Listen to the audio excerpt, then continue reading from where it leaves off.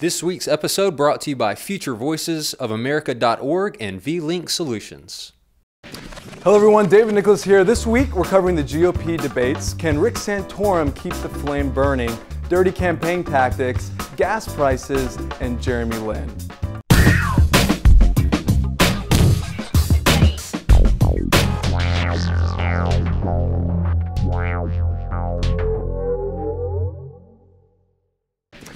This week, the 20th GOP presidential debate took place in Arizona. Former Pennsylvania Senator Rick Santorum sat center stage as his recent surge has him leading in many national polls.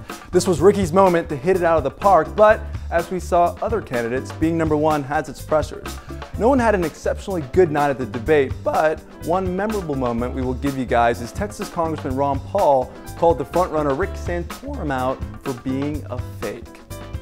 Congressman Paul, you've questioned the fiscal conservative credentials of all these gentlemen, but particularly this week, Senator Santorum. You have a new television ad that labels him a fake. Why?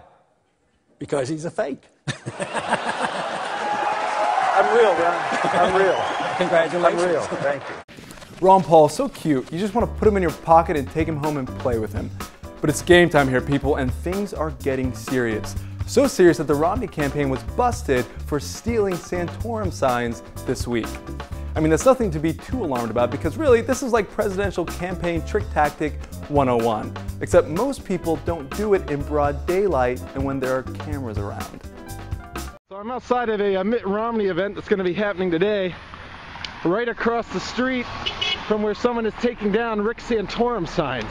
So I'm not taking anything. Have I left? You're taking all the... Have I fucking left? No, you haven't left, but you've been caught red-handed with about 20 signs in your hand, you jackleg. Let me guess, you're some kind of presidential sign collector? Oh, you were just taking them so you could clean them off a bit so they look their best, and you're just gonna put them right back when you were done. Either way, busted.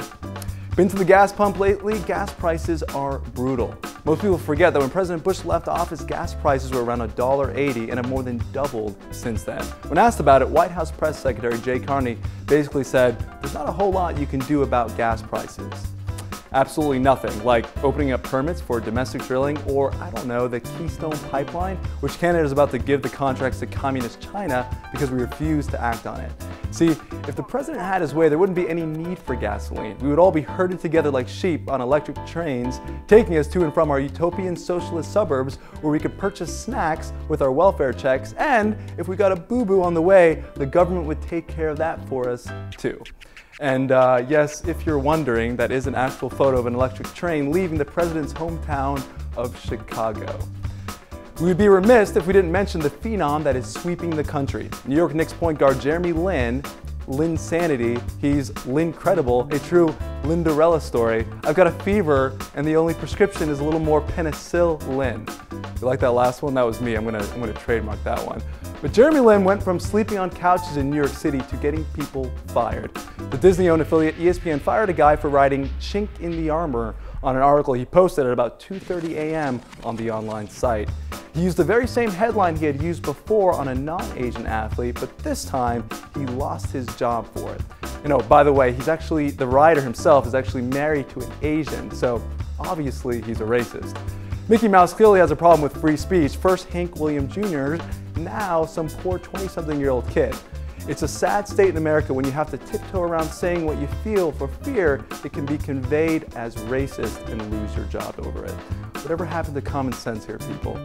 Well, that's a wrap this week. We appreciate you guys tuning in. Be sure to check out our website at Thefuturevoicesofamerica.org. Until next time, I'm David Nicholas. Stay informed, stay tuned, and we'll see you soon.